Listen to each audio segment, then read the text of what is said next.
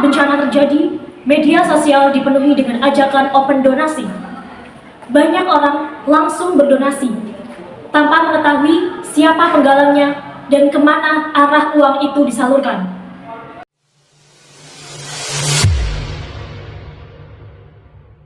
Dalam kasus hoax, open donasi palsu, praktik bisnis digital yang dibahas adalah penggunaan platform media sosial seperti Instagram dan TikTok dalam menyebarkan ajakan open donasi saat terjadi bencana, tanpa transparansi dan verifikasi yang jelas. Penipuan mengatasnamakan berita satu terjadi di tengah maraknya bencana di berbagai daerah. Publik dihimbau waspada terhadap penggalangan dana palsu yang menggunakan identitas media. Oknum tertentu yang mengatasnamakan lembaga dan korban bencana.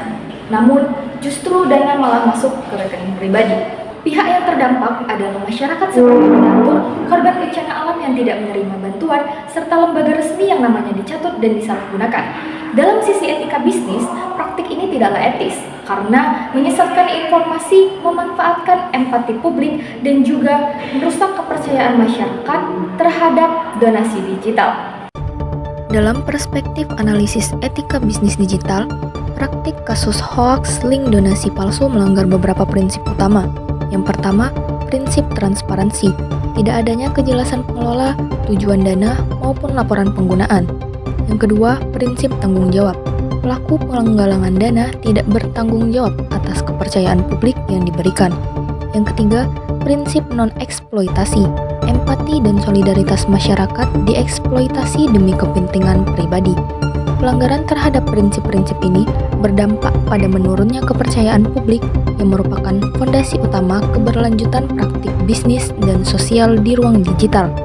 Praktik ini bermasalah secara etika karena melanggar prinsip keadilan di mana publik dirugikan secara finansial dan informasi, sementara pelaku memperoleh keuntungan sepihak. Praktik open donasi palsu menimbulkan berbagai dampak etis. Bagi masyarakat, niat baik mereka untuk membantu dapat dimanfaatkan oleh pihak tidak bertanggung jawab. Bagi korban bencana, bantuan yang seharusnya mereka dapatkan justru tak sampai pada mereka.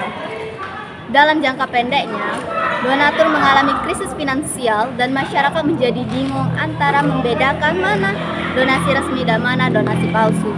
Dalam jangka panjangnya, masyarakat kehilangan kepercayaan mereka terhadap donasi di ruang digital.